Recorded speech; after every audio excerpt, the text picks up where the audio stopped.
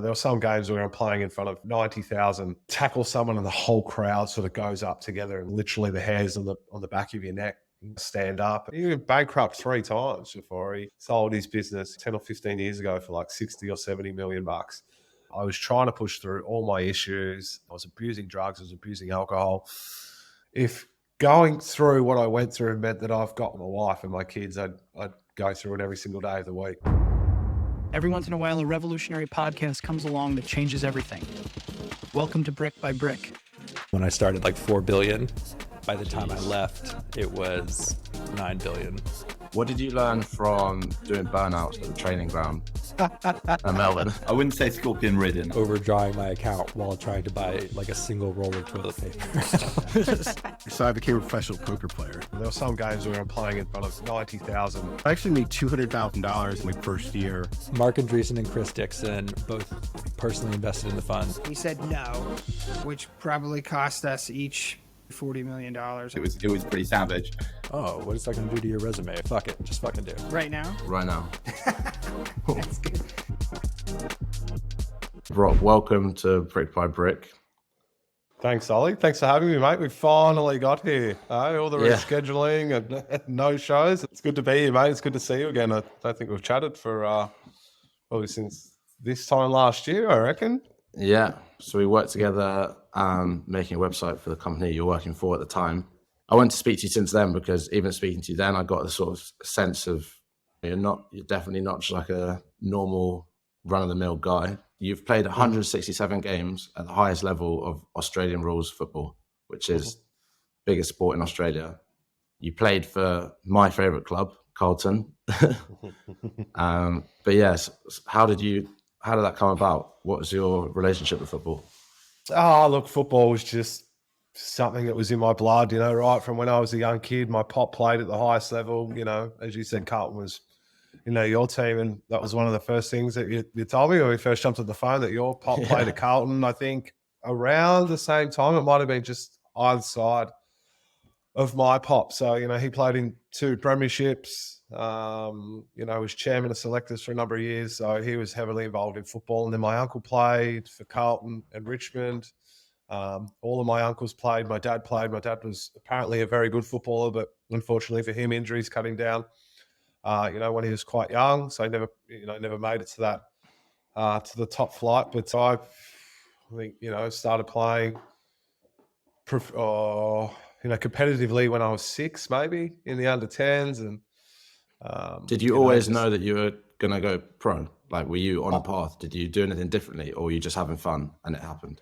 No, look, there was always ability. My parents saw that. The people around me saw that. I mean, when I first started playing footy, there's a thing called Vic Kick back in the day. It's called Oz Kick now, which is designed to get, young tackers while they're small, to get them into football, to help them develop their skills and, teach them about the game and, away from the real competitive side of things. And, I think I was in grade prep and, I got bumped up to grade 2 because one, I was too rough with the prep kids and my skill level was just a little bit above, everyone else. So I think that gave sort of, my mum and my dad an indication of where I was from a football perspective. And I just absolutely loved it as well, and then as I got older and, things start to get a bit more serious. Footy tends to get a bit more serious around, the 14 or 15 age mark. That's when you have the Australian schoolboy competition. So, we represent the state. And then things like the Calder Cannons, which is like sort of the best young kids from around the area play for that team. And that there's different teams all, spread out through the state. And so you have that, under 15s, under 16s, under 18s. Again, there's Australian championships where you represent your state at under 16s and under 18 level. And so when I was coming through, made the Victorian team in under 15s, made the Victorian team in under 16s. I was all Australian. I was captain of the Australian team when we went to Ireland to represent Australia in the International Rules Series, which is a game. It was like a hybrid of our game and Gaelic football. We'd play the Irish every year, and we'd alternate it. The year that I went, we went to Ireland, which was magnificent. And then, as a 17-year-old in the under 18s, I made the Victorian squad again, and then was all Australian again. So it was a pretty handy junior footballer, and from then on, I got drafted into the AFL system. So it works, it's a little bit different to probably what you're used to in soccer. And, they have the academies for kids as young as, 7 or 8, I'm told, coming through. And, the money's on a bit more of a higher level than our sport. But, and yeah, so I was pick 5. We go into a thing called the national draft. So players who, want to get into the AFL system, they nominate themselves for a draft, and then teams will get picks in that draft based on where they finished, the previous season. So, the further down the ladder that you finish, the higher your draft picks. So I got picked to Melbourne at pick number 5. Which is, a top 5 draft pick. And that was as a 17-year-old as well. So I guess that was my, sort of journey as a junior, into, to the world of professional AFL. And, to answer your question, yes, it was fun to start with, but, it's just something that I loved doing and something that I, was, pretty good at. And I was pretty confident, that I was good at it as well. And it was always a dream to play footy, as most young kids will say when they start playing footy, they just want to play AFL. And, I was fortunate enough to, to be born with a certain skill set, but there's nothing lucky about the players getting to, the pros, because, talent's one thing, but hard work and dedication and sacrifice are just like, they're the things that separate, the people with talent and the people who go above and beyond that. Do you think there's people who were, let's just take you as an example, as talented as you, but not capable of making the same sacrifices that you made, like in those times, and they didn't make more talented? So the guy that I drafted in the same draft, Melbourne finished, I think they only had 4 wins the prior season, so they qualified for an extra pick in the draft in the top 5 because they were that bad. It was a priority pick. So the guy that went at pick 3, who got drafted to Melbourne as well, was Colin Silvervier. Colin and I became really good mates, but he was the perfect example of this guy had like so much ability, like the type of athlete he was, the type of footballer he was, like he was just an absolute jet. But unfortunately for Colin, Colin played well when he applied himself. So if he didn't do it consistently. So, we had some pretty hard conversations quite a few times throughout time at Melbourne. Like, mate, you should be dominating every week with the skill set you've got. But, unfortunately, some people are just wired like that. If you look at probably the best players in the competition, it's no fluke or it's no coincidence that, majority of them are probably one of the team's, hardest workers and the players that just do the little 1%ers that, on their own don't add up to much, but cumulatively they make such a huge difference. And what separates, the really good players from the absolute elite players. Yeah. Yeah. Like, Muhammad Ali's saying where he's like, the hardest part of my training wasn't the boxing. It was skipping the nightclubs and the women and all that sort of stuff. Would you agree with that? Yeah. And along those lines, what did you sacrifice? Look, it's a tough one, right? Like, growing up as a kid, you're not going to parties with your mates and you're not, drinking alcohol and you're missing out on all of those, social events, which, as every kid knows when they're growing up, those are the highlights of their teenage years. That's what they absolutely love and look forward to going to. And, chasing a bit of skirt and, the chance to, have a few drinks with your mates, at a 16th or a 17th or something like that, even though, drinking was illegal. But, having gone through my career now, like, if I had my time over again, of course I'd give up all of those things, to give myself the best chance of playing AFL. And, lucky for me, I had some really, supportive mates who never peer pressured me, who understood that there was a bigger goal in mind, for me. So, there was never any, come on, mate, come to the party. Don't worry about footy tomorrow. You'll be fine. You'll be fine. Anything. There was nothing like that at all. So very lucky in that regard. And then, so I can totally agree with what, that quote from Muhammad Ali. I want to just, for my own benefit as like a sports fan, I want to share this video with you and get your thoughts and get you to talk through it a bit. I'm sure you might have watched it a few times, but maybe not. If it's so the this one I'm is- thinking of, I've seen it plenty of times. I was going to say, I bet all the views on YouTube is that you. Yeah, probably. This one? Yeah. My wife actually had it on the TV last night. But he can't keep the journey. Hammers it over the back. Casbolt. It's cleared the back. It's a goal. Boy, oh boy. It's going to happen to Richmond again. 42 seconds left. He got it crossing. How many times have you watched it? I watched it a few, and I remember when I went to uni after playing, after finishing up my career, and there were a couple of guys I was studying finance, and there were a couple of guys who knew who I was, who were doing the same degree. And every time I'd walk into the lecture theatre on a Monday morning to go through our economics lecture, they would always put that. Every time I walked in, they were just sitting there waiting for me to walk in, and they play that, and they play it really, really loud too. So, and mate, I still get Carlton supporters, coming up to me. There's been times where I've actually gone to like a market, and they've had a stall there, and I've bought some stuff off them. They've gone to pay, like, no, mate, we can't accept. We can't accept money. Really? We still love that night we kicked that goal against Richmond and knocked them out of the final. So so I've watched it a few times myself. People have sent it to me all the time. People have played it in front of me. Constantly talking about it with Carlton supporters when I run into them. Yeah, so that must be the best feeling. Is that the best feeling in the world? Like before, like your kid's being born. Other than that, is it not? Maybe you just get carried away and it's surreal, so you almost don't get to experience it. And you have to sacrifice everything and all your training. How does it feel? Because for a spectator sitting on their couch at home, it's unreal, and you can only ever imagine that it's the best thing ever.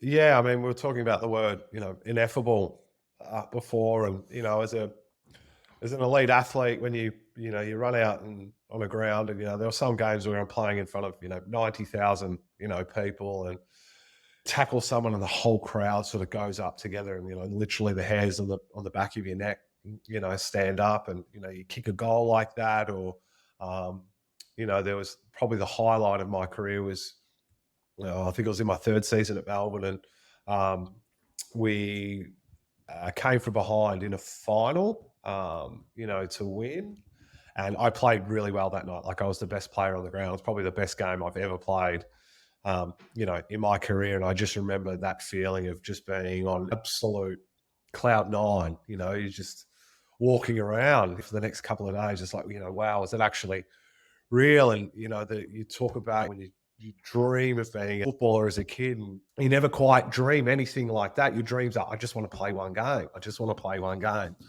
And then, something like that happens, and, it's just the most amazing feel. It's greater than any drug. Certainly not as amazing as you said, the birth of my two daughters and the day that I married my wife. Like, nothing will ever come close, to those three things. I've got two daughters and hopefully only one wife for the rest of my life. But yeah, outside of family and friends, which are the most important things in your life, that was just something I'll actually never forget. I still have dreams about it at times. I still absolutely miss footy. I miss that feeling of running out, on the ground and going to training every day with 40 of your, who are your closest mates at the time, and having this bond that's really hard to sort of describe to people. It's not like, just going to your workplace and having that bond with your people that you work with. Like, these are guys that you absolutely bust your nut with. I want to say, some people say, I know you go to war with when you go on the field. You don't go to war on the field, but when you go to battle, I guess, and, that bond, you're represented by the same jumper, and, you would absolutely, sacrifice yourself and your health and safety for your teammates, and actually, there were times where a lot of us would get hurt, coming in to help a teammate, or, wanting to support a teammate or wanting to protect a teammate. So it's that bond that I miss, and that feeling, as I said, like it's really hard to describe. Did it leave a place in your life after football, or even during? Where was Yep. some, because you're coming down from a high after that, right? So Yeah, I prepared as well as I could for life after football. I studied when I played. I did internships when I played. One with sort of a small financial services company, one with a big one called PwC, which a lot of people, would have heard of. So, I had one eye on life after football, understanding that you can't play footy forever, and at some point you're going to have to, slip into the real world and, get a job and carry on like a normal person. But I really, even though I prepared really well, I struggled, big time. I struggled with, this loss of identity, issues around, self-worth, what I just spoke about then, that high of, running out in front of fans and, getting cheered and all that, and trying to chase, that high with drugs and alcohol, and realizing that it didn't even come close, but it still doesn't stop you from chasing. So the struggle was really, hard for me. And it took me, the time I finished up in the end of 2014 to the time I came, good, it was probably, a good 6 years, and, I attempted suicide. I was at a really low point in my life. I spent a number of, a couple of stints in psychiatric clinics, in and out of weekly psychologist appointments, monthly psychiatrist appointments, trying all different types of antidepressants and antipsychotics and mood stabilizers. So it's a real challenge for a lot of elite athletes when, they leave their chosen sport is, how do I fit in society? Who am I? What am I? Am I worthy without, with doing the thing that I absolutely love doing, the thing that I'm actually really, really, good at. So certainly, I'm not the only one, and it's not confined just to elite athletes. I've done, talks for, a bunch of police officers one day, and they said the same thing. They were a police officer for 40 years, left the force, and like, well, who am I? I'm not a police officer anymore, actually. What am I supposed to do now? So it was certainly challenging for me, but, something, that I don't, regret, or I wouldn't do anything differently, because every experience that I've had and everything I went through has led me to the point, where I am today. And, I'm a firm believer that everything in life happens for a reason, and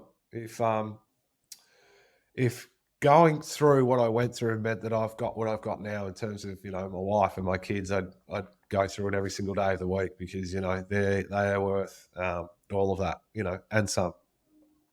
that is an amazing story, because tragically, lots of people don't make it through the suicide attempts. And it is a tragedy, because I think that when someone's in that state of mind, and perhaps you can talk a bit around this, if you're their family or friends, it's hard to get through to them, like the actual person that they were maybe a few years earlier. It's like they're infected by a virus, and there's struggles in my family at the moment with this. So how do you get through to that person, or is it down to them? Or look, I've, this question constantly pops up, right? It's like, we need to be doing more for players when they leave the game, and we need more resources. And I was like, I had an amazing pool of resources at my fingertips, but if a person's not willing to actually use them and engage them and actually help themselves, then those resources aren't really going to do much, at all. The hardest thing, I guess for probably someone closest to someone who's struggling with any type of mental illness, whether it's,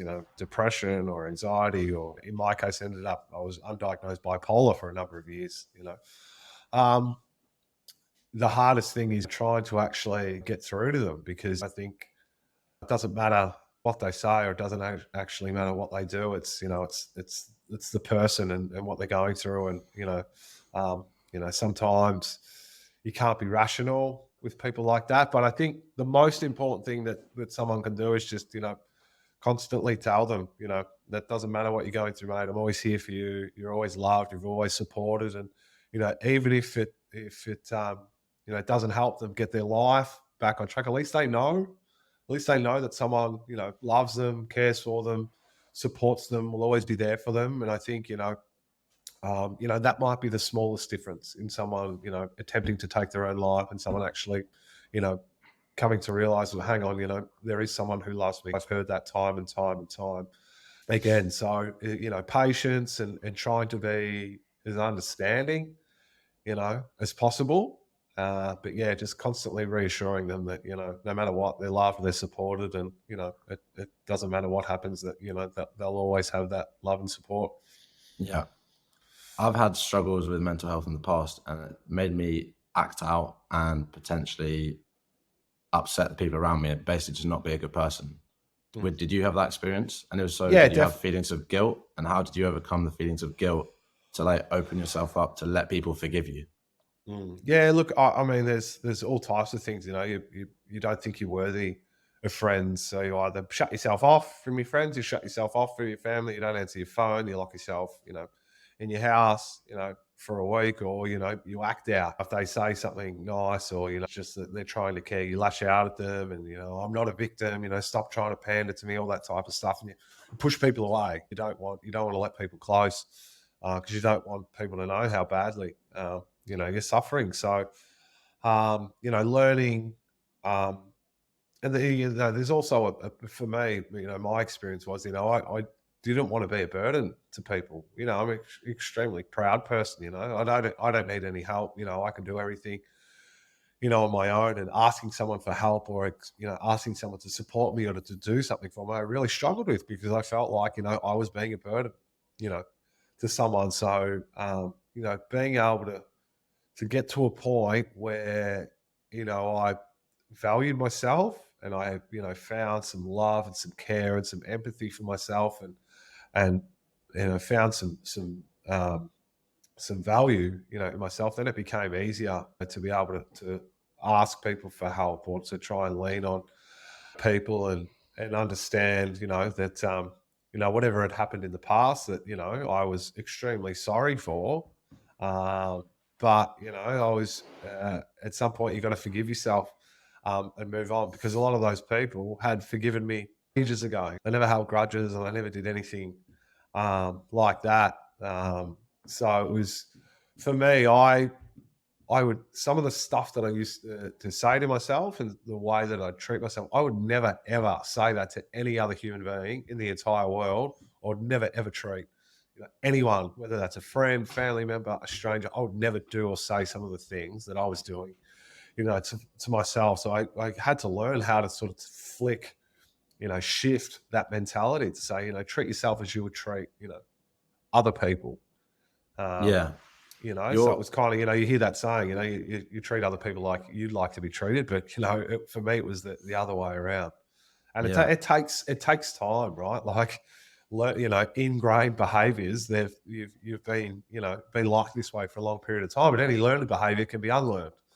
So it takes time, so that's why it's important to go to the psychologist on a weekly basis, and, talk openly and honestly about what you're going through and what you're experiencing, and, just constantly stick at it, because, sometimes it feels like 2 steps forward, 6 steps back, 3 steps forward, 4 steps back.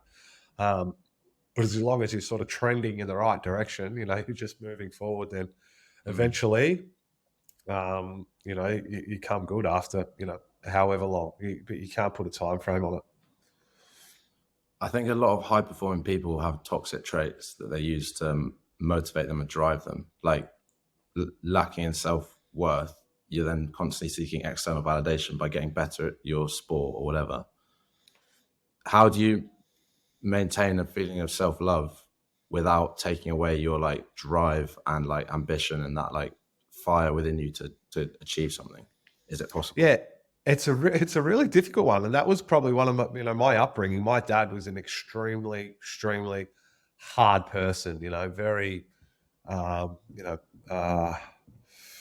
never really got much, love, or never really got many sort of compliments. It was always, if you played a really good game, it was like, oh, but you didn't do this well, you didn't do that well, you didn't do that well. It was always pointing out the negative. And from a football perspective, I'm glad he did that, because it actually made me push and train and never rest on my laurels, and to never be satisfied. And I was always working hard on something. I never played the complete game in my eyes, or I could never be the complete footballer because there was something I always had to be working on. So from that perspective, I can't fault my dad, and I'm glad my dad did that, because I don't think I would have got to the position that I did, in terms of being a professional footballer. But on the flip side, what it did to me, from a mental health perspective and from a self-love and self-worth perspective, yeah, probably, it didn't do me any favors. And that's not putting any blame, on my dad at all. Dad was just doing what he thought was right, and probably how he was raised, as well. So there's certainly no blame or anger or hatred towards anyone. It's just, how it was. But I think you can find a balance, between,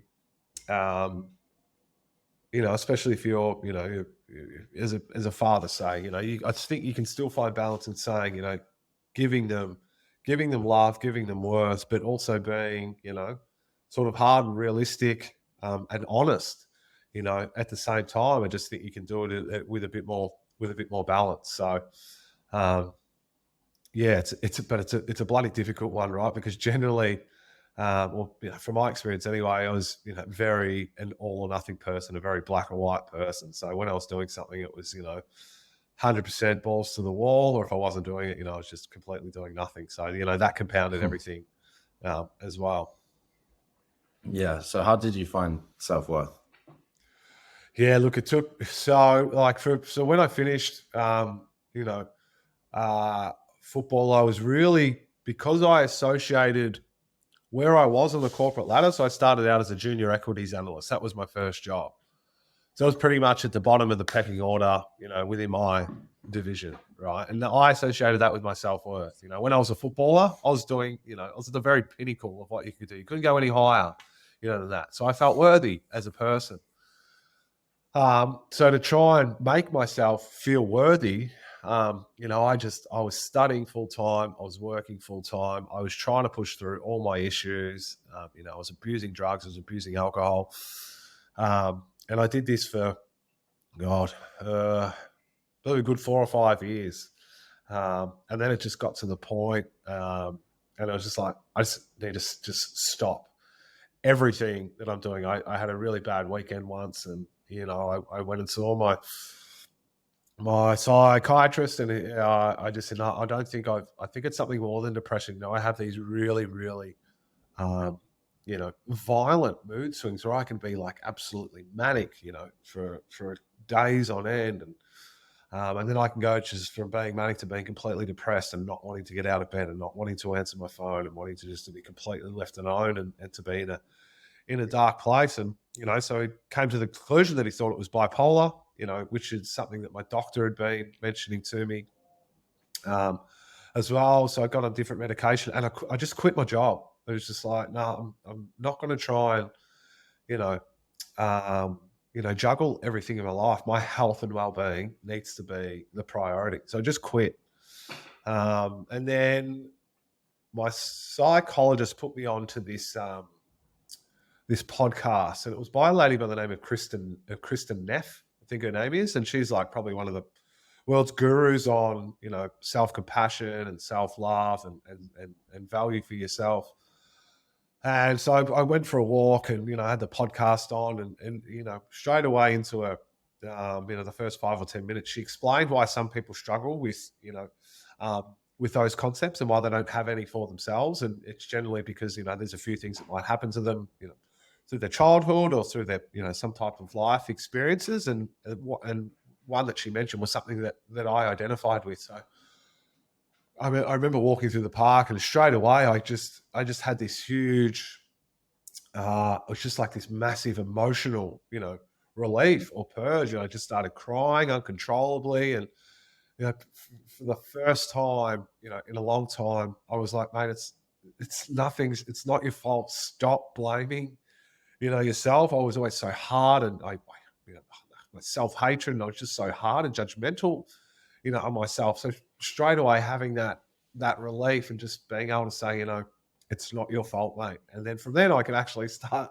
to move on and actually start to develop, skills and start to do daily practices, that could help me, move towards a position where I felt like I was enough, and I felt like I was enough. And I felt like I was worthy of love and worthy of respect and worthy of care. And I was valuable as a person, and that was regardless of what I did, as a job. It was because of who I was, as a person. And I could, if you speak to, any of my friends, and my wife, constantly tells me, because she knows the dark places that I've been to, she constantly reminds me of, what value I bring as a person and how much I am loved and admired, by my friends and family. And, when I walk into a room, she's like, you light up the room. So, being able to hear that and actually believe it and remind myself of it, because there are some days where I still feel, where I'll be like, shit, this is a really, really hard day. I'm really struggling. So to be able to remind myself of those things certainly helps, try and break you out of that funk as well. Do you think that, first of all, as well, your wife sounds like an amazing woman? She is, mate. Nice. I'm definitely batting way above my average. That's sick. Do you think bipolar comes, and I suppose this could be any mental health issue, can it come and go in varying strengths at different periods in your life? So when you've got less of a purpose or you're not performing high at something, then it can come back stronger. And then when everything's going well, it sort of quells a bit. Is that? It depends, I guess. It depends what stresses you've got going on in your life. It depends how you manage. I think, one thing that I've learned over my journey is you need to take a holistic approach to health and well-being. And I think, there's too much emphasis placed on pharmacology and people just saying, give me the antidepressant, give me the antipsychotic, and take the tablet and don't really make any changes to their lifestyle. That was certainly me early on. I started taking my antidepressant and just think, oh, you know what, that'll be enough. And I was still drinking and, I wasn't playing, giving myself any love or anything like that. So I'm like, well, you look back now, you think that, that was never going to do anything. So holistic approach. So whether that means, exercise is a really important thing, and eating well is a really important thing, and getting your sleep is a really important thing, and spending time in activities that, for me, fill up my love bucket, so spending as much time, as I can, with my kids, getting up with them early in the morning and spending a few hours with them before I go to work. And, if I can, getting home from work at a reasonable time. And even if I've got work to do, spending the time that they're awake, with them because they go to bed early. And those types of things fill up my love bucket. Practicing, daily gratitude, and, every now and again doing a psychedelic session, which is really good, for my, sort of mental health as well, and spending time with family and friends. And there's even times where I know in myself, and anyone who's experienced depression will know that when you're feeling, depressed or whatever it is, your natural inclination is to shut yourself off, from everyone. So on those days when I am feeling like that, I'll force myself to call a mate who I might not have spoken for a while, or someone who I know if I speak to, I'm going to have an absolute laugh, and we're going to chat for 10 or 15 minutes and talk about all the good things that are going on in our life. And I get off that phone call like, I'm so glad that I did that because I'm in such a different mindset, now. And then I might call someone else or, but it totally shifts, everything for me. So and everyone's got their triggers, everyone's got things that can actually, help sort of break that cycle. But you have to lean into that, discomfort, and you have to, remind yourself to not fall into the trap of doing what, feels, the thing to do at the time. And when you're depressed, you just want to shut yourself off, from everyone. So, so I haven't had any really bad episodes or anything like that for a while. And I think it's just because, of, my approach and, how I just take that holistic view on my health and well-being. Yeah. It's funny. Like you say that like before this, we just had a bank holiday weekend and I've had a few things. Went to see family yesterday. The trains were fucked up. So I was traveling for ages. So I was knackered this morning. Yeah. And I was kind of like, I don't feel like in a great way to ask questions. And I was kind of like feeling like that. But I was like, I'm just gonna push through because I know I love conversations when I get there. And like earlier, I just looked down at the clock and I saw we're like half an hour through. Haven't thought about anything. I was just been like fully listening. And it's interesting how your mindset and your frame of mind can change so much if you can push yourself through a little barrier. But that must take a lot of grit and determination to be able to do that when you're depressed. So is that something you've built over time, or you're just like, right, I'm going to do this now every time? Yeah, I mean, so it was, you know, sometimes it's a really hard balance, right? Some days you're like, you know, there's some days where you need to actually just, you know, no, I'm not going to do anything today. I really need a day of just looking after myself and not doing much, staying at home. And if that means taking a day off work, then so be it. Then there are other days where you're like, you know what, I need to break the cycle, because I know from experience of, you know, staying home from work on one day, the tendency to want to do it the next day is stronger. And then there were like times where I spent, you know, a week away from work. But then there were other times where I felt in a very, very similar state of mind. But I almost felt like I was dragging myself out of bed on that Monday morning. And then when I got to work, I was like, you know what, I'm so glad that I have done that, you know. But even on those days that if you know, you might stay home, you might be feeling really depressed, just shifting your mindset a little bit and saying, you know what, I'm not going to do much today, so let's really lower my expectations and lower my goals. So if I have a shower, if I put a load of washing on, and if I go for a walk around the block, those are three things that I reckon that I can tick off that, you know, were three more things that I, you know, wasn't planning on doing. And, you know, for me, what I found was if I did, you know, have a shower, I was like, oh, you know, that felt good. You know, you get a bit of a hit of dopamine. You're like, well, you know, what can I do next? Next thing you know, you put a load of washing on. And then I go for a walk. And then I maybe vacuum the house. And then, you know, by the time I got on a little bit of a roll, a little bit of momentum, you know, you've had this, you know, productive day without actually going to work, and you've showed yourself some self-care and self-love, you know, at the same time. So, you know, as I said, it's going to be different, you know, for everyone. Everyone has to find their triggers, but the hardest thing is actually reminding yourself of those things, or trying to break the cycle of depression. Because as I touched on before, the tendency is just to want to, you know, you wake up, you know, that rolling fog just, you know, rolls over you, and you just like, oh, you want to put the doona back over your head, you just turn your phone off, and you just want to be left alone. So being able to remind yourself in that moment, that's the most difficult thing. This is a bit of a wacky thought, but I watched Avatar again like a month ago, and when he first gets into the body of the alien, he doesn't have to use it, and it just sort of dawned on me, you're just a consciousness that's born into a body, and there's all these like physiological things, your physical body, the mental stuff, like there's a million data points. So like to think that you'd ever be able to control that with no instruction manual is kind of like a ridiculous thought. So like, I think people just need to know they just need to stay in the game and reflect on how different things happen with your body. And that could also change over time. But like, do you journal or anything like that? Like, how do you build this wisdom of understanding yourself when it's so easy to forget? Yeah, I mean, yeah, I've kept notes. Like I've done, you know, a bunch of stuff over, you know, when I was listening, I re-listened to those podcasts and I took notes. And there was a course I did a couple of years ago in the middle of COVID called The Science of Wellbeing through Yale University, and I highly recommend that to anyone. You know, it talks about the science of happiness, you know, and you know, the tricks that our mind plays on us, and the false narratives that we believe about, you know, what are the keys to happiness, or, you know, sort of the, you know, we're, you know, the, you know, what material things contribute. Hey, what are the keys? Is there like I've never read anything about happiness because I've always just thought like, I always just worry it's going to be some rubbish. So is there like someone who's never read about it?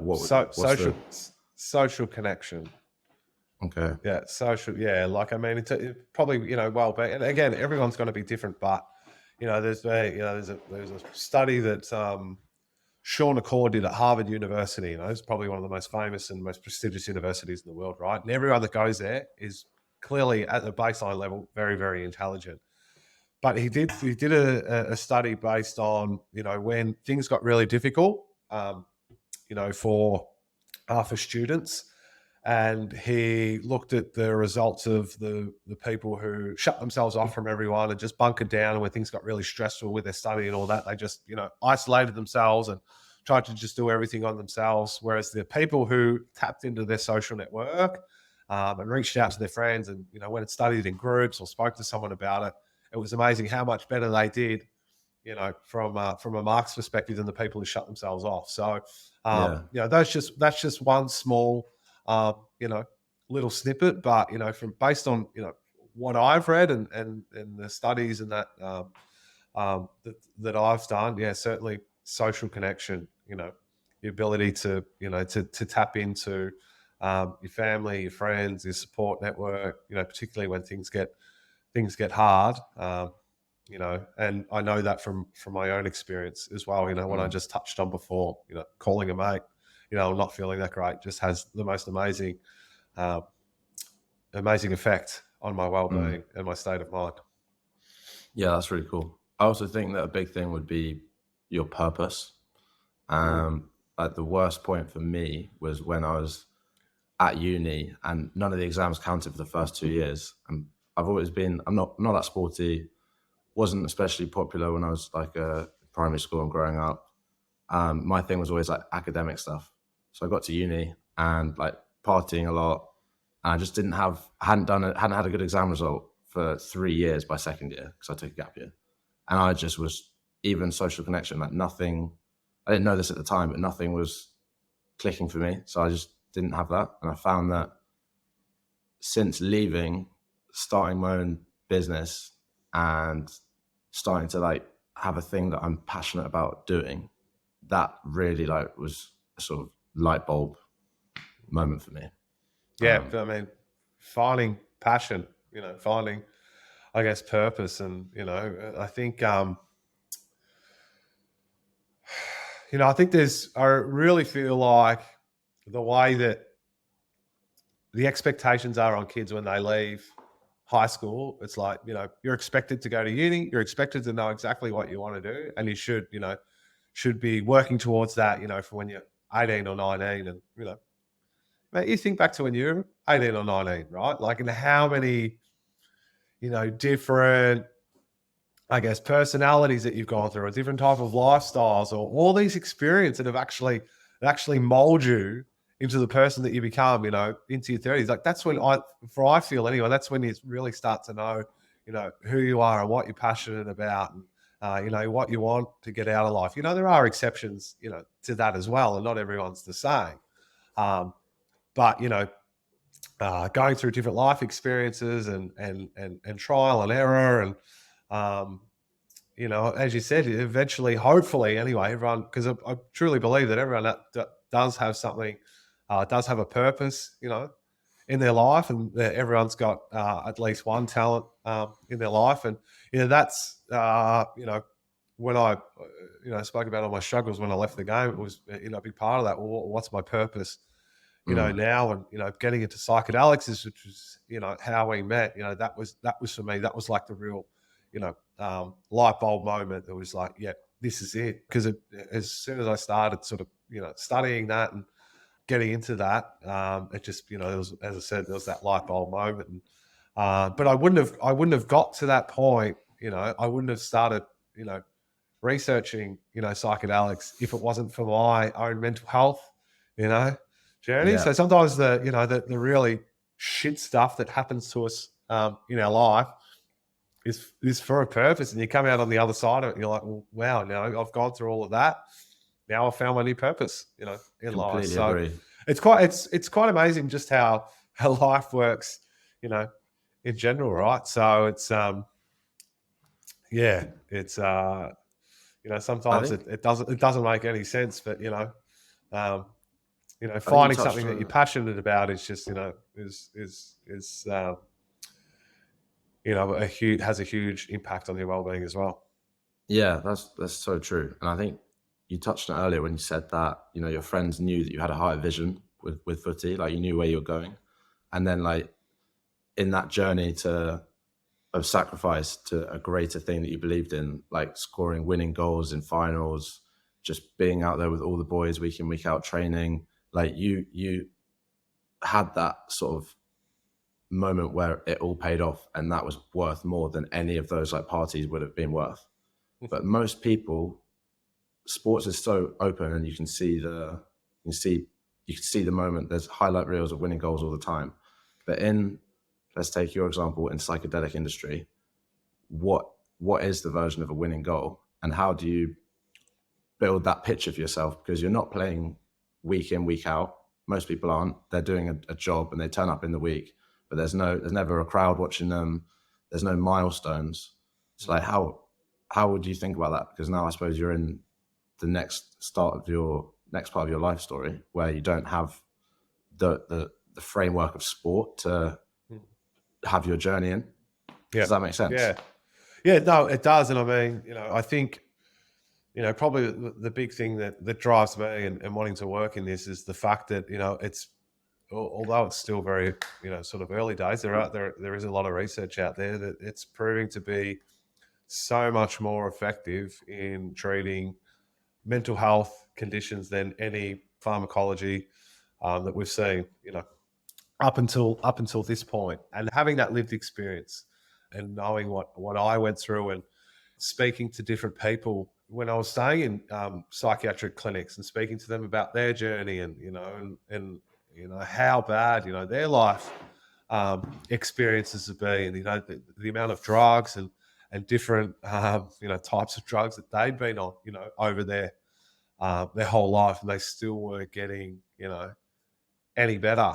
Wanting to be part of that movement that basically brings a whole new ball game to the psychopharmacology industry. And for some of the studies that have been done today, we're talking about sort of potentially cure-based treatments. Certainly in the MDMA for PTSD clinical trials, like 67% of participants no longer met PTSD requirements, a couple of months after finishing their treatment, which is just like absolutely, it's incredible, remarkable. And I think, touching on what I was talking about before in terms of, a holistic approach, I think that's what, psychedelics, teach people, right? That it's just, it's not just about taking a tablet and expecting it just to completely, fix your life. So to sort of answer your question, it's the framework for me is actually just being a part of something, one, that I'm extremely passionate about, and two, that, I feel like is going to make a massive change and huge difference, to the world. And if I can be just the tiniest little microcosm in that bigger cog, then, I'd be very happy with that.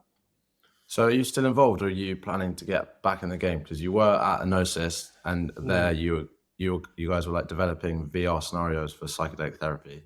And now you've taken a job as a business development. Yeah, I'm a BDM. So unfortunately, got to last year, and Prash, the co-founder, he was a psychiatrist first, interested in psychedelics, and somewhere along the way he read the Bitcoin white paper and started buying Bitcoin, and then realized that how much of a complex process that was here in Australia. So he set up a crypto brokerage business, and that he did really well out of that. So he could take a step back from that, and folk could go back to his original passion, which was psychedelics and Enosis Therapeutics, which is using virtual reality to augment psychedelic therapy and improve treatment outcomes.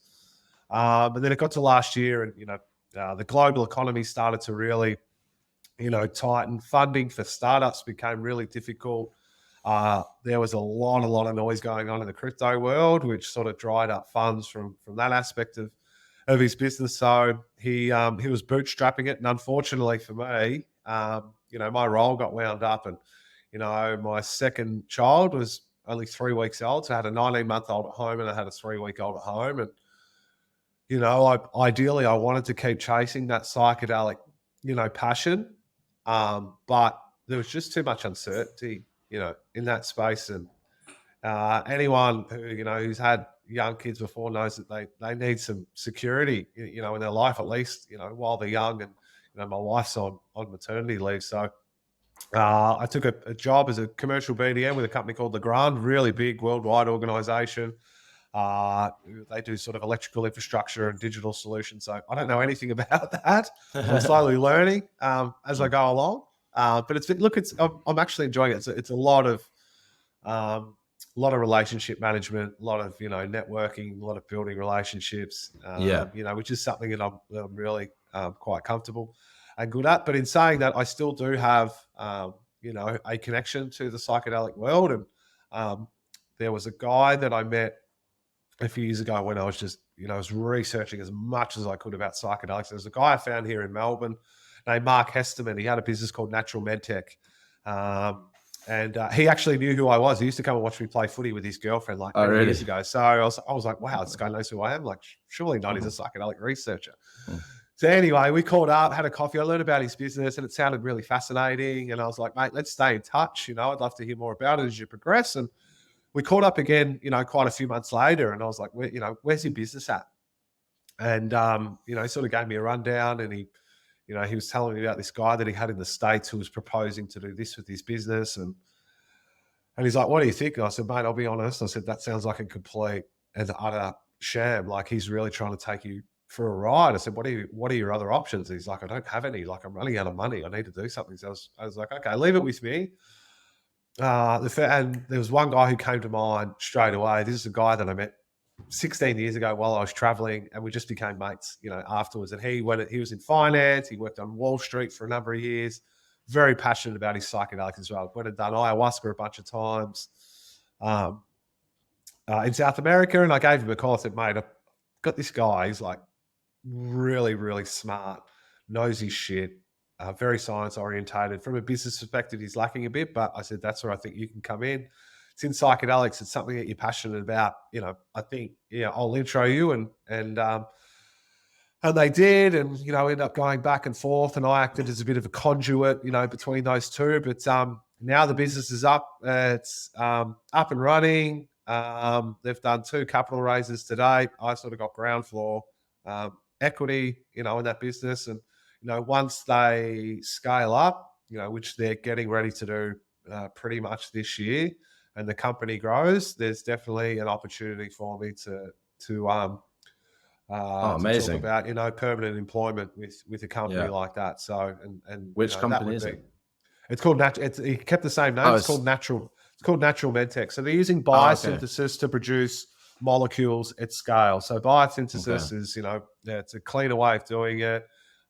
It's purized, less environmental impact. It's a lot more cost effective. Yeah. So they they're going to do some drug development. They're producing sort of 15 to 20 molecules at scale. So with the reason that they're really going to ramp up this year, they'll be in production this year because the legislation's recently changed here in Australia. So I heard. So MDMA for PTSD will be legal and only by authorized prescribers. So psychiatrists who have been authorized by the TGA and the relevant governing bodies, and psilocybin for the treatment-resistant depression. So psilocybin is one of the molecules that they'll be working. So they'll be able to produce psilocybin at scale and be able to sell to people who are psychiatrists or companies who want to be treating their patients who have got treatment-resistant depression. So it's that's amazing. Yeah, again, just something that I'm extremely passionate about, and having a bit of a helping hand in introducing, the 2 co-founders of the business to each other, and sort of playing my small role in helping that get off the ground is something that I'm extremely proud of and passionate about. Yeah, that's really cool. I think people skills they're not underrated, but no one ever celebrates them. But that is people skills, and that's amazing that you could help be that catalyst for making the business grow. Have you ever thought about doing VC or angel investing, or maybe in the future when you've got a bit more? Yeah, look, I mean, potentially, mate. I mean, yeah, I mean, at the moment, the priority is just, the kids, they just take up, they're just so, Yeah, I bet. They just take up so much of your time, which, like, don't get me wrong, I'm not complaining for one moment. The best things that have ever happened to me. And if you're going into something like VC or angel investing or anything like that, which is what Prash and I were originally going to do. Like, I was only going to be doing a little bit with Hypnosis part-time. So he was going to sell a chunk. Is him and two other guys who own Caleb and Brown, the crypto brokerage. He was going to sell 10% to a Cornerstone when the market was absolutely flying. To get a capital injection, we were going to set up a psychedelic VC fund. We were going to set up a research center up at Southern Cross University at Lismore. But the market shut itself. There were floods in Lismore, so the university was under stack of water. So that sort of got kibosh. Everything that had possibly could have gone wrong, it did. For the time being, it just wasn't meant to be. But maybe one day we'll revisit that. Yeah. But I want to be in a position where I'm able and fully I guess less restricted in terms of what time I can actually put into that, because I'm a father first and foremost, and I want to be spending as much as my time with my kids, especially at this age as well. You don't get that time back. And I've had throughout COVID, I was in and out of work, and which was a little bit stressful at times. But the beauty of it was I got this so much time at home, with my first daughter, and then when I got made redundant from my last role, I was at home for 6 weeks while I was just doing sort of what I needed to get done for Hypnosis and look for a job. But having that time at home again, at that early stage of my kid's life, those two really stressful things, for me, turned out to be probably the best thing that ever happened to me, because I got to spend so much quality time, with my kids at home. And as I was touching on before, it's amazing how life works sometimes. Like you think that this quite possibly could be the worst thing that happened to me at this time, but it turns out to be the best thing. So that's so cool. I'm very happy that you found like that sort of happiness there. And it's very noble as well to say, like, I'm a father first, and then we work on the next things. What psychedelic experiences have you had, and what was notable about them? What was the outcome? Probably one of the most memorable ones that I'd had was I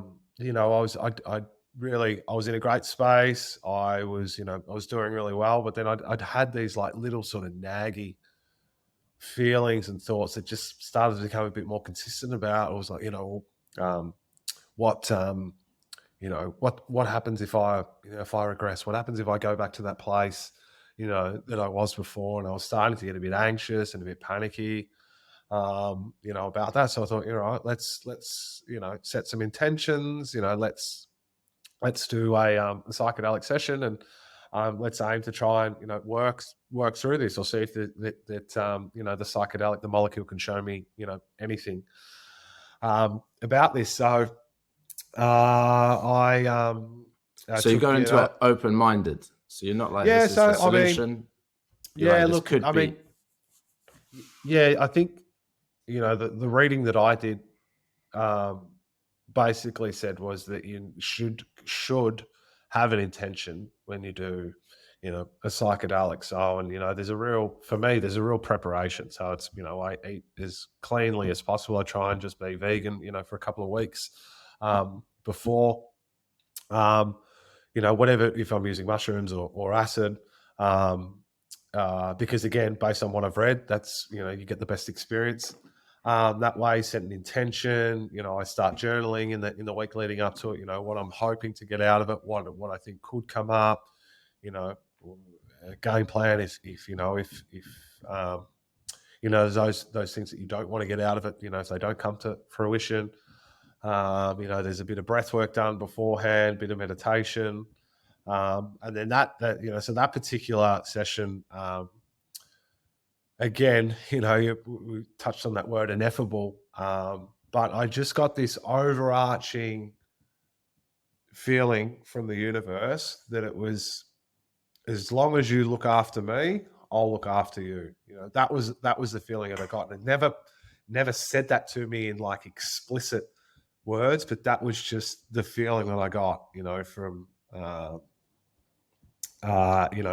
from that day. And as I said, ineffable. Like words just don't accurately describe, the feelings you get. You just feel so much love and peace, and just the connection with nature. It's just it's just absolutely mind blowing and remarkable.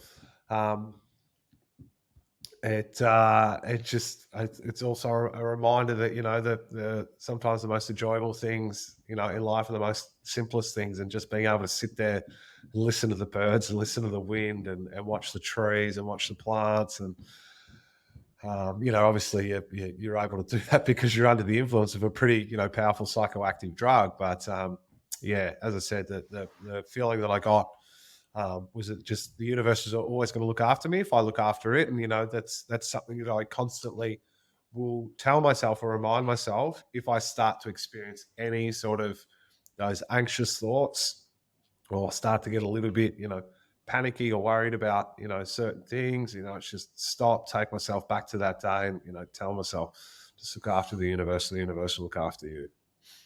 What does it look like for you to look after the universe?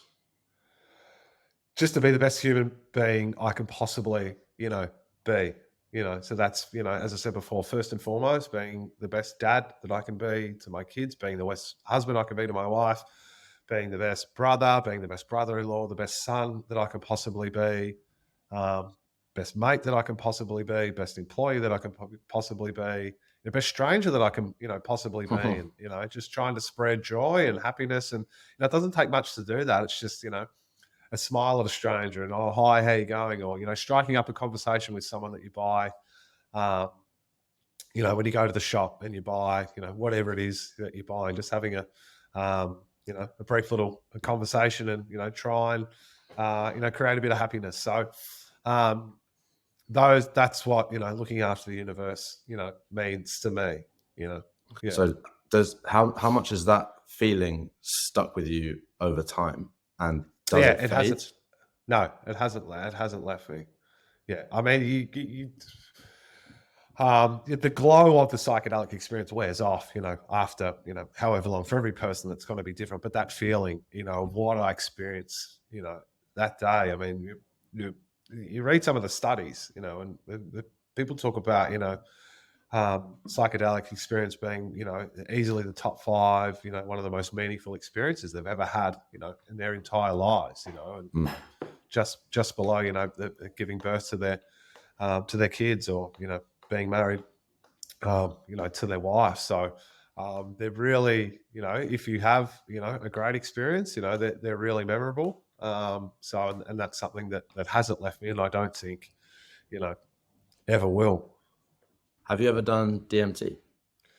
I've smoked DMT, and I just got some amazing fractals and geometric patterns, just like constantly, just almost like they're on a conveyor belt in my mind, and they were just sort of flooding my vision for like, it felt like forever. I think it was only about 10 minutes. But, I had, I wanted to go and do ayahuasca. It was going to be in 2020. But unfortunately, COVID happened and world travel got kiboshed for a number of years. But so that's pretty high up on my psychedelic bucket list. And my brother-in-law is getting married in Brazil next year. And his wife-to-be is Peruvian. So they have some fantastic ayahuasca retreats in Peru, and having some my sister-in-law's family down there, like they'll be able to point me in the right direction. So that's something I'm definitely going to do, Cool. next year. And the guy we were talking about before, Joel Briere at Candava Retreats, who works with 5-MeO. I think that's something that's pretty high up on the bucket list too, to go to down to Mexico and do a week-long retreat, with them. So I think, the ayahuasca part, the reason behind that is I think there's still a bit of emotional baggage, with, just with everything that I've gone through, and, over the years, it almost feels like I need a bit of an emotional cleanse or an emotional purge, and going into that with some type of intention as well. I think it's going to be really beneficial and worthwhile, and good for my mental health. At the same time as well, and just exploring consciousness as well. I think that's something that I never really, if I heard the word consciousness in my 20s, I just would, I would just that's just hippie bullshit. But the more that I've read, the more that I've learned, like being able to just explore consciousness, sort of what else is out there, and is there life after death? And I think that's why psilocybin's having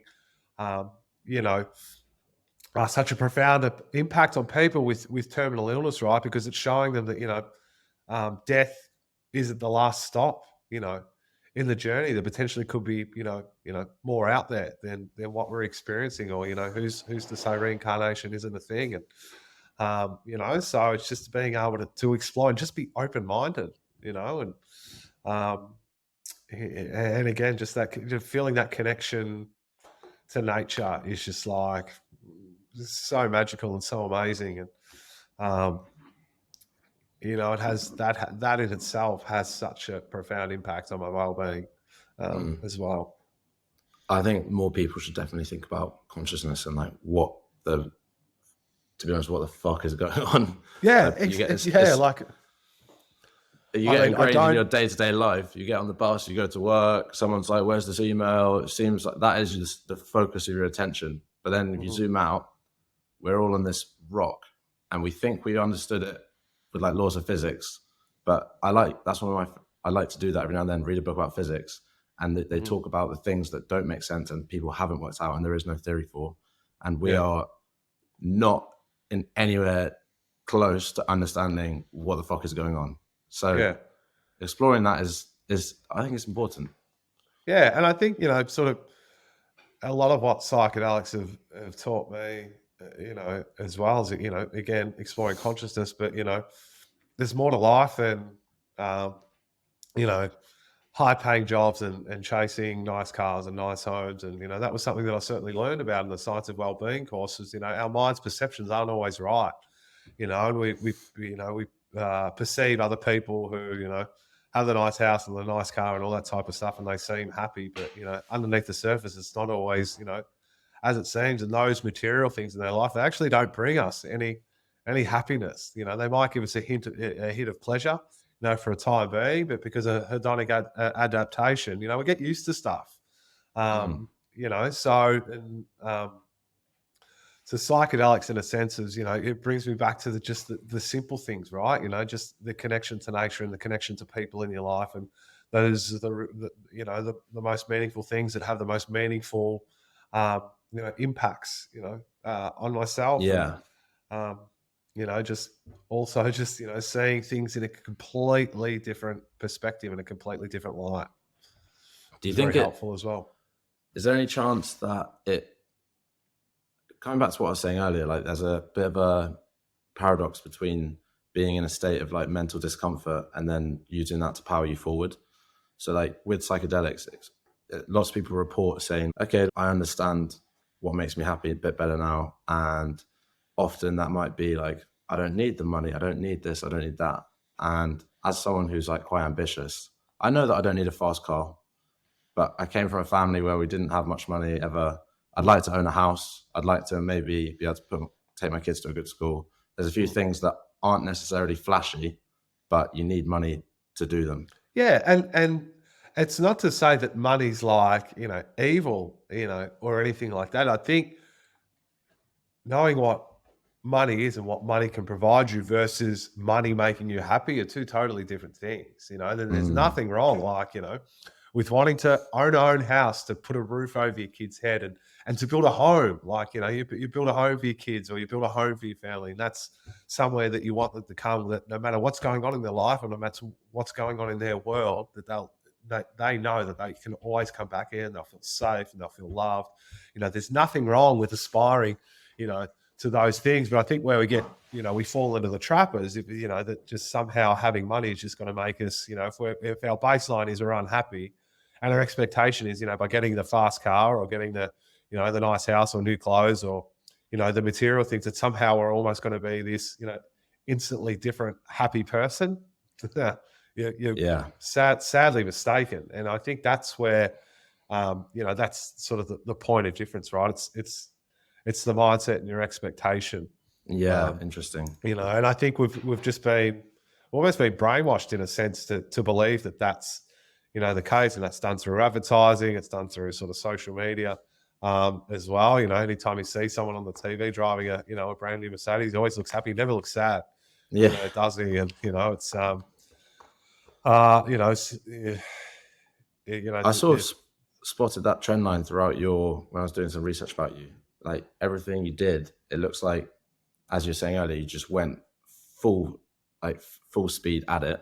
And in your sporting career, you had a lot of injuries. Mentally off the field, you had stuff that you struggled with. What was your reason for wanting to win at these things? And do you think because you were trying so hard to get there, that it made you actually take longer in the long run? Like, because in this day and age, everyone sees on social media the outcome of having money. There's everyone, like, it's right there, and it makes you want to do that now. Do you think how fast you get there is important? Oh, look, I was probably just a very impatient person. As a kid, I wanted everything done, yesterday, right? So I just, it was, a mindset of just take no prisoners and get it done, as quickly as possible. Again, because, if I succeeded at something, or if I won something, or if I, achieved something quicker than someone else, and that was almost like, again, a validation of myself as a person, and a validation, of my self-worth. I had an extremely warped view on what failure was. I thought failure was like an absolute, black mark or a stain, on your name, and somehow summed you up as a person. It's just, again, that all or nothing, that black and white. Oh, you failed, so that means you're a failure as a person. But, when I look back on all the times I failed as a human being, as a footballer, or as a father, or as a husband, like those have been like the greatest learning experiences, for me as well. And you learn so much more from losing, and so much more from failure than you ever will from succeeding or winning. And it's about taking the right mindset and approach to how you look at your failures, and what you actually learn from them, and what it can do to actually help shape your next crack at something. And there are so many, like, you could rattle off thousands of examples of successful business people who were like had multiple failures. Prior to that, one of my dad's good mates, like, he went bankrupt 3 times before he sold his business 10 or 15 years ago for like 60 or 70 million bucks. And he's open and adamant and saying, I wouldn't have sold my business for that much if I hadn't have gone through those 3 bankruptcies.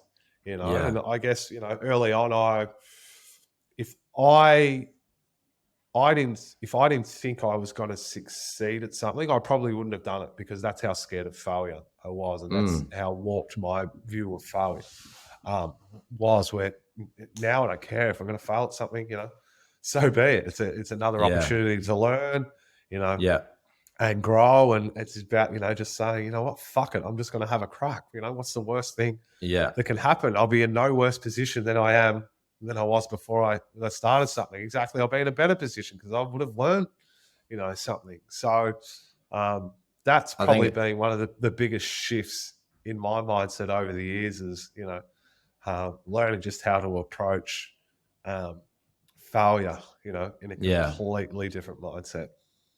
If you expand your time horizons far enough, failure just gets insignificant. Like if I said start an electric car company called Tesla tomorrow and finish it in a year, you'd be like, impossible. If I told you to do that with the rest of your life, you'd be like, probably you could do that. Yeah. So what did you learn from doing burnouts at the training ground in Melbourne?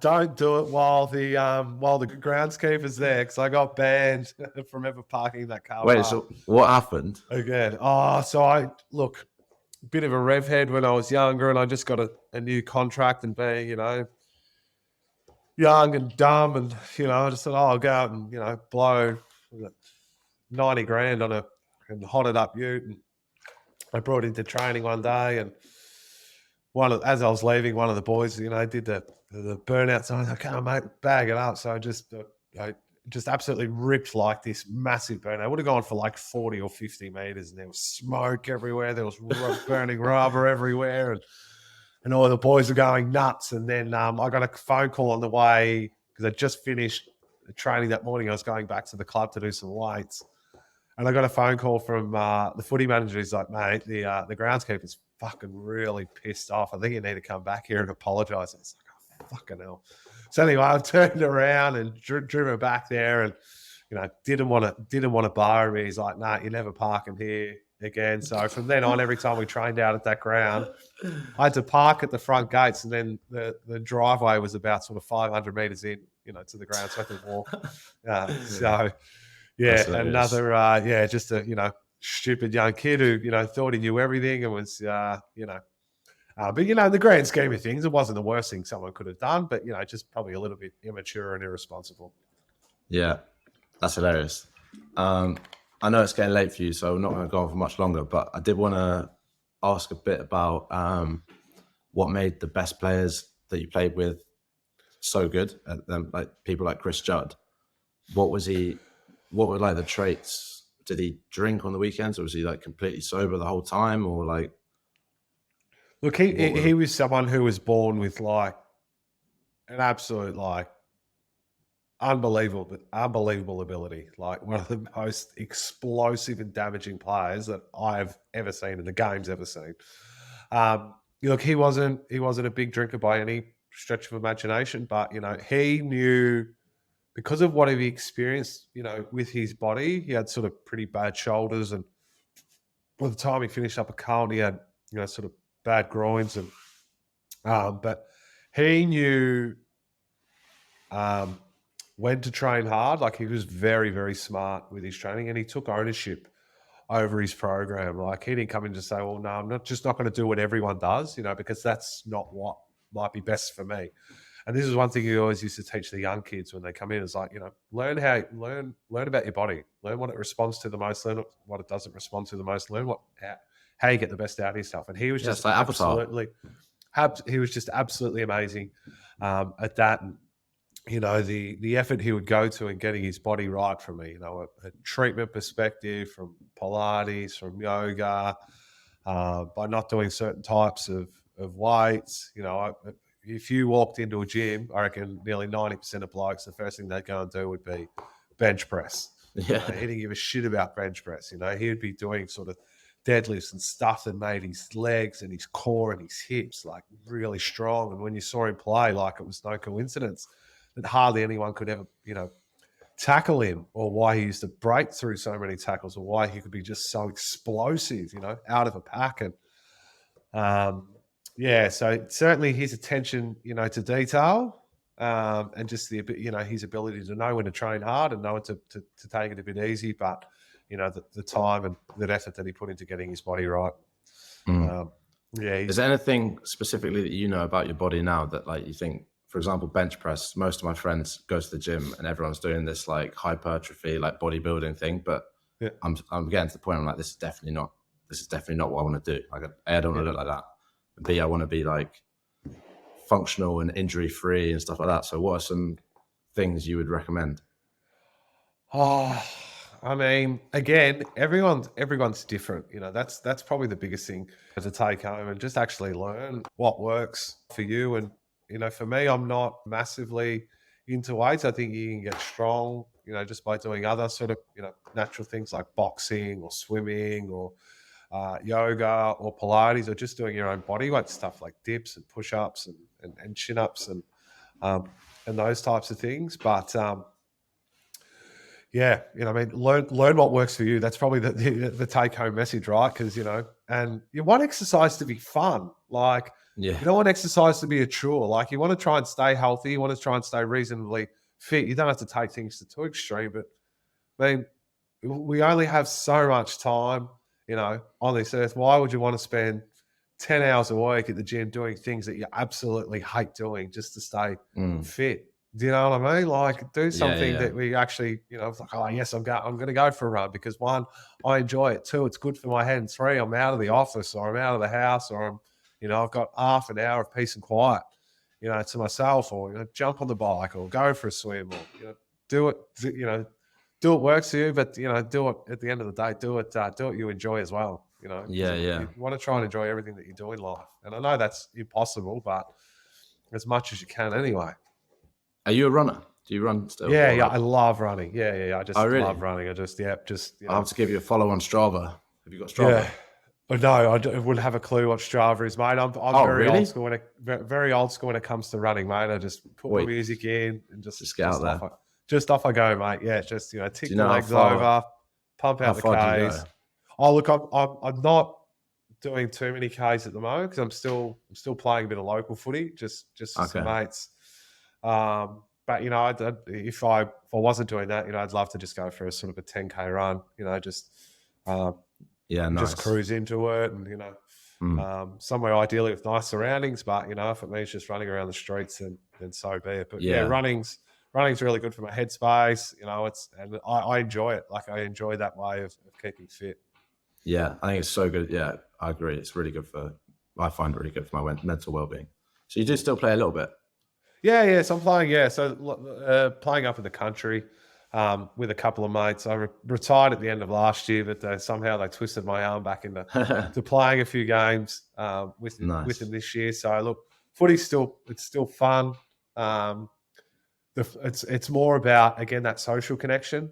The footy club that I play, it's a really great footy club, and you go up there and everyone's so, you know, lovely, so kind. You know, they're a small little country town that just really band together and get behind, you know, their footy club. And so it was, I was, you know, sort of happy that they twisted my arm because I had round one last week. And, you know, by the time I got up there, I was like, yeah, I'm sort of happy to be back, because, you know, those are one of those things that contributes to my, you know, my well-being as well. You go up there, you have a bit of fun, you get a bit of exercise, but, you know, you build a connection, you know, you build a bond, you know, with these guys. And it's a huge part of, you know, again, my well-being and happiness is having these really strong social connections, you know, to friends and to people.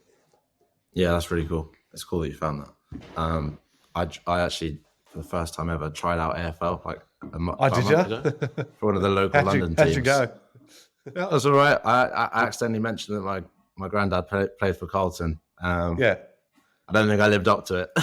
Yeah, you put yourself under pressure there, mate. Yeah. It's like, oh, this guy will be able to play, right? You know? Yeah. I mean, you're a pro player, so you can get away with it. I should not have said that. Yeah, just say nothing and slide under the radar. You look, I mean, so it's such a, like, I mean, for anyone who hasn't grown up with the sport, like, if you want to watch the game, you know, at least with, you know, if you watch soccer, you never watched soccer before, you'd be able to pick up on the rules pretty quickly, right? Like, you have to kick it, can't touch it with your hand, you got to get in the goals. You looked at AFL and be like, what the fuck is going on? Yeah. It's just kamikaze. None of the rules seem to make sense. There's fucking guys running from everywhere. And but, you know, once you understand the game and you know the rules, it's actually just such a fun game to watch, and it's a really fun game to play, and it's so unique in itself that, you know, when someone asks you, like, you know, what's it like? You're like, it's like a combination of rugby, soccer, you know, NFL. Yeah. About 4 sports sort of rolled into one. Yeah. What has been your best moment then? It doesn't have to be a personal one, but like, or what's the best thing you've seen? Like, someone take a mark that's like on someone, like a specky. Like, is there anything that stands out? Like, from a personal perspective, yeah. That final that I spoke about, you know, that was just, you know, as I said, you want to play one AFL game, but you play footy, you play to play in finals, and you play to win a premiership. And, you know, unfortunately, I never got to play in a winning premiership, but, you know, I got to play in a winning final, and, you know, there was a huge amount of pride in the team success of that night, but there was a huge amount of pride in my performance as well, because the previous 2 years I played in the finals in my first year and second year, and we lost both games, and I played like really bad, you know, in both those games, which was not something that was, you know, quite usual for me. I always played well in big games, and I always prided myself on that. So that was like a huge sense of relief as well, but a huge sense of, you know what, I knew I could play like that. It was just about showing the rest of the world, you know, whoever was watching that game. How did you play well in big games? Because most people have quite the opposite. Yeah, no, it was just something that, I wouldn't say came natural to, but I loved playing in those big games. I loved those pressure moments. I loved, the spotlight in terms of on the footy field, and that was how my name really got catapulted up into when I got drafted. Because when I started that year, I probably wasn't expecting to get drafted. And, I had a really good carnival. I was all Australian, and then the finals, I was the best player in the finals for our team by a mile. And then I got best on ground in the grand final. So I think, that really catapulted my name up the board, because, it was, you want players who can stand up in those big pressure moments. And I think, that's what a lot of players pride themselves on, is, not being able to get, 30 kicks when you're playing against the bottom team. It's when you're playing against the top team, or you're playing in the big games. Like, that's almost like a big, tick of approval for someone's ability to be able to stand up in those big moments. Yeah, that's really interesting. And that's also gives people a lot of hope in terms of, you don't have to be the most talented in whatever domain you're in. If there's one piece that you are the best at, that can be vital for like getting to the next level of whatever you're doing. Yeah. So it's just finding what your piece is. Yep, exactly right. And just, playing to your strengths. What are your plans for prioritizing being good dads, keep exploring psychedelics, see what happens, open-minded, and what are your plans for? Oh, look, Steph and I, like, I've lived in Melbourne all my life, and I before I had kids, I had the travel bug massively.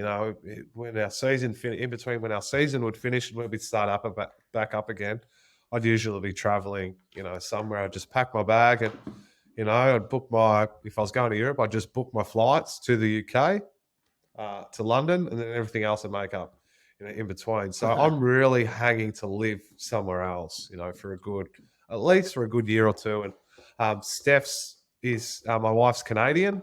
So, she was born there, spent the first 6 or 7 years of her life there. Her dad's Canadian. So she's still got a lot of family over there. So one day we'd love to move there. It'd be good to be in the same time zone as a lot of these American psychedelic companies do. Yeah. There's a lot of companies over there in sort of Canada. So I feel like that could be, a really sort of transferable skill for me. Family's quite well connected over there as well. So that's something that, we've spoken about. We could live anywhere really. Like, we're both people who can just settle into sort of any environment. So I think, ideally we'd love to do it when the girls are a bit younger. But the most ideal thing is that they're really close together in age. They're only 19 months apart. So, if we did, move somewhere, at least they'd have a constant, friend in their life, which should be their sister. Sweet. So yeah, definitely being, doing a bit of travel and ideally moving to another city and living there for at least a year or two would be, pretty high up on the list. Awesome. Sounds good. Well, hopefully next time we chat, then maybe you'll be who knows where. Yeah. Okay. So mate. To end, I do like 3, 2, 1. To be honest, I might try to find something else. I don't like it, but I keep doing it now. I feel like it's just going to be a habit, and it's going to happen. So 3. I want to ask, what are 3 things to explore if someone's thinking about their happiness or well-being? So exercise, social connection.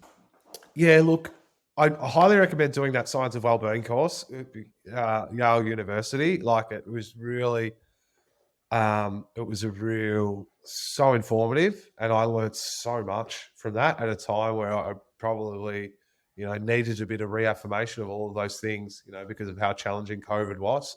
So that was something. But one of the first things that my psychiatrist ever said to me when I got into the Melbourne clinic, which is the psychiatric clinic that I stayed in, he was like, I want you to get a piece of paper and a pen, and I want you to write down 10 things that you're at your most happiest when you're doing, so right, hanging with family,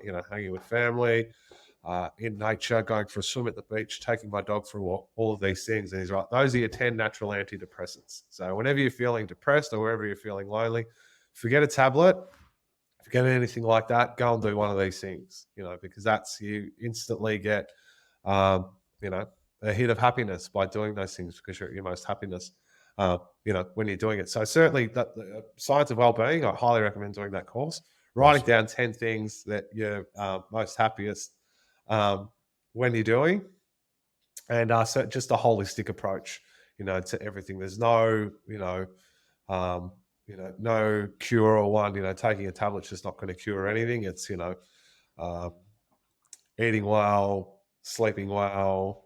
I find reading is good for me. I find journaling or writing down 3 things that I did well or that I'm grateful for at the end of every day certainly has an effect on my mindset as well. And just I think alcohol is such a big part of society, and it's a big part of socializing. So I would never ever say to anyone you shouldn't drink or you shouldn't do this, but knowing when to have a drink and when not to have a drink, I think those are really, really important things to understand, because alcohol is a psychoactive depressant. So if you are depressed, if you are feeling sad, if you are feeling like shit, drinking is only going to make things worse. And, for a long time I didn't do that. I did the opposite. I drank more when I was depressed, and it just made things worse. So, understanding, the impact that those things can have on our well-being as well can make a really big difference to us. So are you still not drinking, or do you? No, I'm at a point now where, again, I was, as I said, I was all or nothing. So I couldn't have one beer. It was either, 400 or nothing.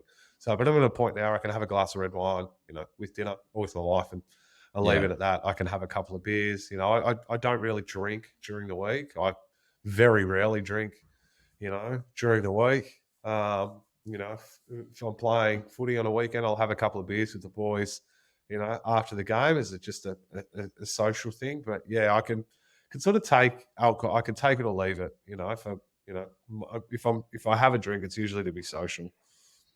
Yeah, that's cool. Because it's such a, it's like, you don't know whether to live and drink, or, well, I suppose there's already an issue there. Like living and drinking they're not attached. Yeah, that's a society thing. Yeah, but yeah, I definitely would like to talk more about that, because there's a good mate if you're interested in reading. There's a really good I was going to ask what books are there for alcohol that I read. It's called This Naked Mind. It's written by, I think her name's Annie Grace. She's this marketing executive who had a really troubling relationship with alcohol. She got sober, and then she wrote a book about a lot of the facts about alcohol. Okay. And I started reading that when I gave up the booze for a good year or two, when I was getting better, just to get myself, away from it, and to learn about it and get myself in a position where I could have a better relationship, with alcohol. And it was just a really, really good read, so informative, and just gave you so many different tools and resources and information, to make better, smart and informed decisions about, drinking. Yeah, awesome. I'm gonna buy that after this and give that a read. And then I'll add all the links to this in the show notes. Okay, two areas within the psychedelic world where people might want to do some research. Like what's exciting, and if someone wanted to break into psychedelics, where do you think they should be looking? I mean, I think some of these new chemical entities that they're proposing, at the moment are going to be quite mind-blowing if they're as effective as, the molecules that have been here since, sort of time began, like psilocybin and 5-MeO-DMT and DMT and mescaline and, and these types of molecules. But, where sort of the market is heading, and, how it becomes more easier and effective to raise money is you have to develop your own drugs, and, tweaking all the, I guess, the unwanted side effects out of some of these, molecules to help make them, I guess, safer, but also more scalable,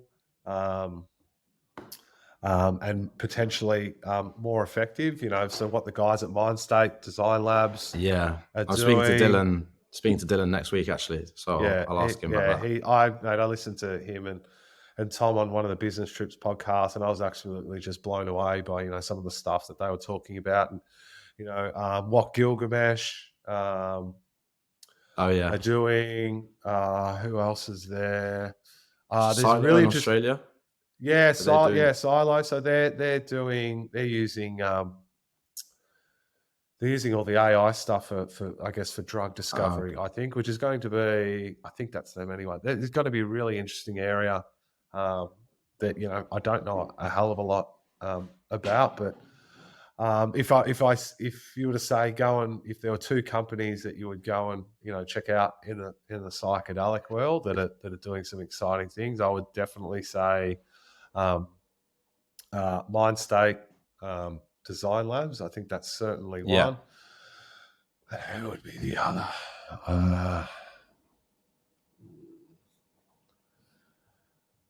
I think Dalic, because what they're proposing is a lot of they're called psychoplastogens, which is basically psychedelics without the trip, without the trip attached to it. So no hallucinations, which I don't think will work for mental health conditions like depression and PTSD and anxiety and eating disorders, a lot of those things, because I think the trip is really paramount and probably the crucial part, to the therapeutic effect on those drugs for things, potentially like Parkinson's or central nervous system disorders and Alzheimer's. And I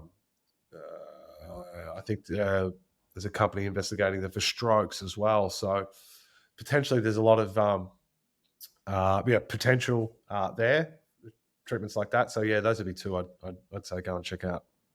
Awesome. And last one, what's one book or podcast or article or film that you would say, yeah, watch this or read this? I'm going to leave it open, like whatever outcome, entertainment, information. Look, the two books, I couldn't separate these two books. They probably had the biggest, sort of wow factor. One was called, it's called LSD, Doorways to the Numinous. It's by Stanislav Grof, who's probably the grandfather of LSD therapy. And for me, that was just an absolutely mind-blowing book, but just about some of his research on LSD therapy and some of the experiences that his patients had, and the treatments and the experiences that they went through under LSD therapy. It was just like absolutely mind-blowing. So if you're into psychedelics, highly recommend that one. And then the other one, the title has just escaped me, but it's called A General Theory of Love. And it talks about, I guess, love and emotions from a scientific viewpoint. But the take-home message from me for that was, I read that when we were expecting our first, and that the most important thing in a child's life and a child's upbringing is love. It doesn't matter, what type of home that they like in terms of, from an aesthetic point of view or a material point of view. It doesn't matter what type of home. It doesn't matter how much money you've got. All a child needs is just like so much love, just love, like just give them love, that was just a really reassuring thing for me, when I was reading that, expecting, because, as any first time parent knows, like, fuck, what have I got myself into? Like, kill a baby, so many questions running through your head. How am I going to get through this? How do I give them the best chance of life? All these types of things. And I read that and I was just like, that's great, because I've just got so much love to give, and especially for your own child. So I know it was one book, but I couldn't separate those two. Yeah, that's amazing. Awesome. That's some great resources for people that look a bit further then. All right. Well, thank you, Rock. Thank you for taking the time. That was a sick conversation, and I look forward to our next one, because I feel like, as I say, there's way more to ask you than would fit into a Monday evening. Yeah. Happy to chat, mate. Yeah, it's something I enjoy doing, and it's it's good to speak to you again, mate. So thanks for having me on. Yeah, awesome. No worries. All right, thank you very much.